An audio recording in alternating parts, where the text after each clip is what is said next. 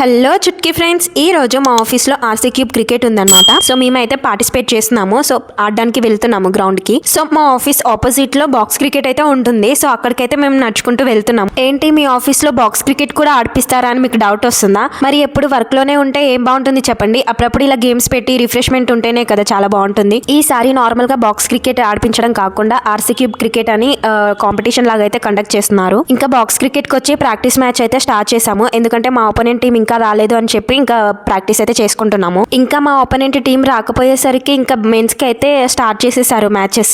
ప్రతి టీం అయితే చాలా గట్టిగా కాంపిటీషన్ అయితే ఇస్తున్నారు. ప్రతి ఒక్కరు కూడా చాలా అంటే చాలా బాగా ఆడుతున్నారు. వాళ్ళ మ్యాచ్ అవుతుందని చెప్పి ఇంకా మేము ఇక్కడ కూర్చొని వెయిట్ చేస్తూ ఉన్నాం అందరం. సో మా టీం లీడ్ ఇక్కడ మీ అందరికి హాయ్ చెప్పాడు. ఇంకా వీళ్ళ మ్యాచ్ అయ్యేసరికి ఇంకా మా ఓపోనెంట్ టీం కూడా వచ్చేసారు. అప్పటికి వీళ్ళది అయిపోగానే మాకైతే మ్యాచ్ స్టార్ట్ చేసేసారు. మాకు గర్ల్స్ కి మొత్తం 5 ఓవర్స్ అన్నమాట. సో ఫస్ట్ మ్యాచ్ మాకు జరిగినప్పుడు మాకు 5 ఓవర్స్ లో ఫస్ట్ 3 ఓవర్స్ లోనే మేము మ్యాచ్ విన్ అయిపోయాము. ఇంకా 2 ఓవర్స్ అయితే మిగిలిపోయాయి. సో ఇక్కడ చూస్తున్నారు కదా, బౌలింగ్ వేసేది నేనే అన్నమాట. మా ఓపోనెంట్ టీం కి చాలా గట్టి కాంపిటీషన్ అయితే ఇచ్చాము.